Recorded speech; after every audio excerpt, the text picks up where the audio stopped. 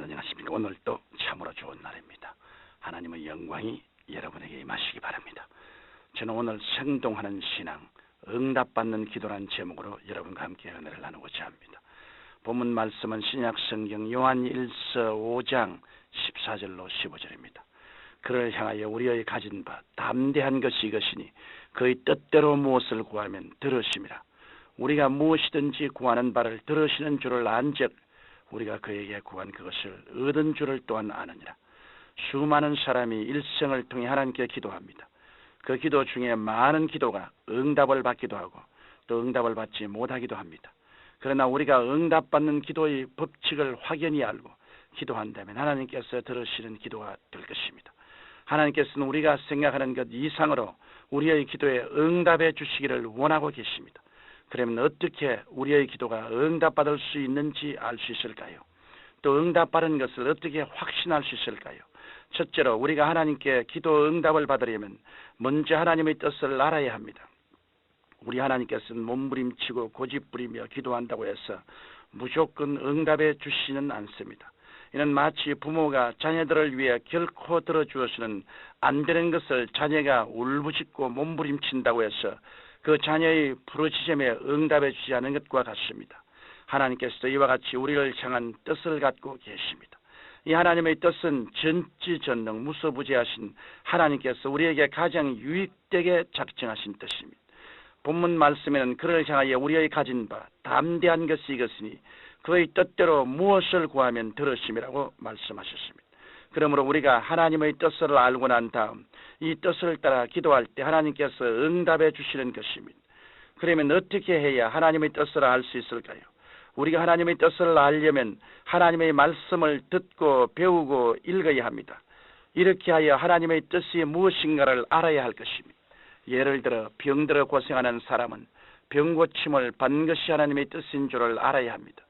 왜냐하면 성경은 저가 채찍에 맞음으로 너희는 나음을 입었나니라고 하셨고 믿는 자들에게는 이런 표적이 따르니 병든 사람에게 손을 얹은 즉 나으리라고 말씀하셨기 때문입니다.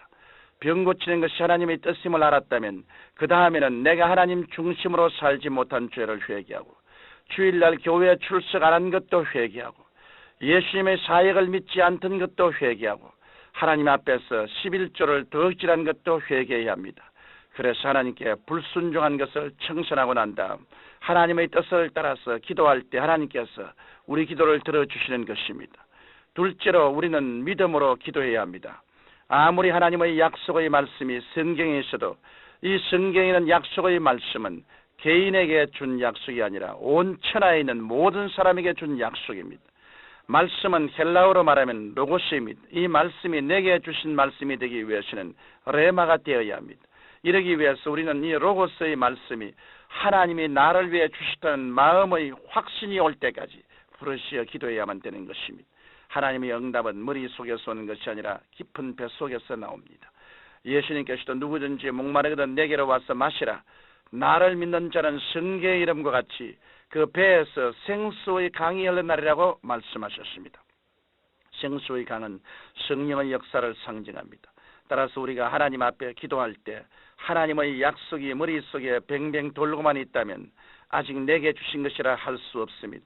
그러나 우리의 머릿속에 있는 하나님의 약속을 의지하여 주님께 간절히 기도하고 또 기다리면 어느 시점에 이르러 이 머릿속에 있던 하나님의 약속의 말씀, 즉 믿으려고 애쓰는 이것이 순식간에 뱃속 가장 깊은 곳에 들어와 확신과 평안이 강물처럼 흐르게 됩니다.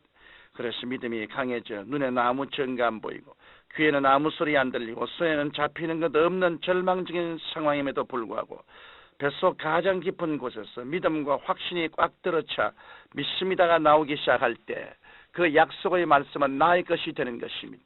이것이 진짜 믿음입니다. 그러므로 우리는 뱃속에서 넘쳐나오는 믿음을 얻을 때까지 끊임없이 기도해야 합니다. 하나님께서 너는 내게 부르짖어라. 내가 응답하겠고 내가 알지 못한 크고 비밀한 일을 내게 보이라고 말씀하셨습니다. 우리가 기도하여 뱃속에서 넘쳐나오는 믿음을 얻을 때 하나님의 응답이 나타나는 것입니다. 셋째로 우리는 믿음의 눈으로 하나님의 은총을 바라보고 입으로 시인해야 합니다.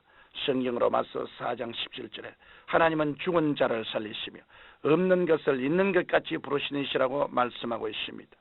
우리의 눈에는 아무 증거 안 보이고 귀에는 아무 소리 안 들리고 손에는 잡히는 것 없어도 우리는 있는 것처럼 보고 생각하고 용감하게 말하기 시작해야만 합니다. 우리에게 뱃속의 믿음이 생겼는데도 불구하고 부정적인 생각에 사로잡혀 중언부언하면 하나님의 응답을 받을 수 없습니다. 뱃속에서 믿음이 생겼으면 창조적인 소망을 갖고 담대히 입술로 시인해야 하는 것입니다. 아브라함은 아들을 얻기 위해 무려 25년을 애썼습니다. 아브라함은 하나님께서 아들을 주시겠다는 약속의 말씀이 머릿속에 있었지만 뱃속에 들어오지 못했습니다. 그러나 그가 99세가 되어 기도할 때 갑자기 머릿속에 있던 약속이 뱃속에 들어와 뱃장이 든든해졌습니다. 뱃속 깊은 곳에서부터 믿음이 생긴 아브라함은 기적을 기대하고 이를 입술로 시인했습니다. 아브라함은 아들이 있는 것처럼 생각하고 아들이 있는 것처럼 꿈꾸고 아들이 있는 것처럼 말했습니다. 그 결과 아브라함은 100세 독자 이삭을 얻는데 위대한 기적을 체험했던 것입니다. 믿음이란 불가능한 것을 가능하게 하는 것입니다. 인간이 아무리 계산해 보아도 안 되고 인간의 상상으로 생각해 보아도 불가능한 것이지만 그것이 될 것으로 믿는 것이 믿음인 것입니다. 하나님은 죽은 자를 살린다고 하셨습니다. 하나님께서는 인간으로서 불가능한 것을 행하시는 하나님이신 것입니다. 요단강을 가르고 여리고를 무너뜨리는 하나님이십니다. 물리를 그르시고 오병이어로 5,000명을 먹이고도 12바구니를 남게 하는 기적을 행하시는 분이 하나님이십니다. 성경 야고보서 2장 26절엔 행함이 없는 믿음은 죽은 것이니라고 말씀하셨습니다. 우리의 마음속에 믿음이 생기고 입술로 시인했으면 이제는 행해야 합니다.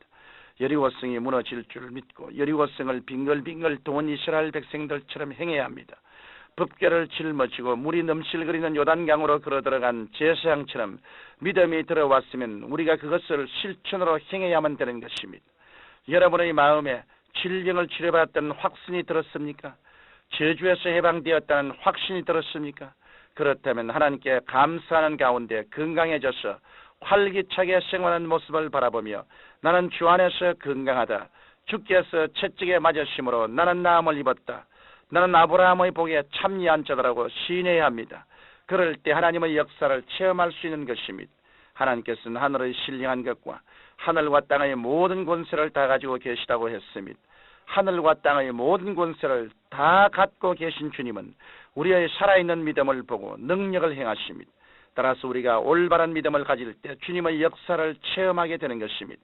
사랑하는 청취자 여러분, 여러분은 생동하는 믿음을 갖기 원하십니까? 하나님께 응답받는 기도를 하기 원하십니까?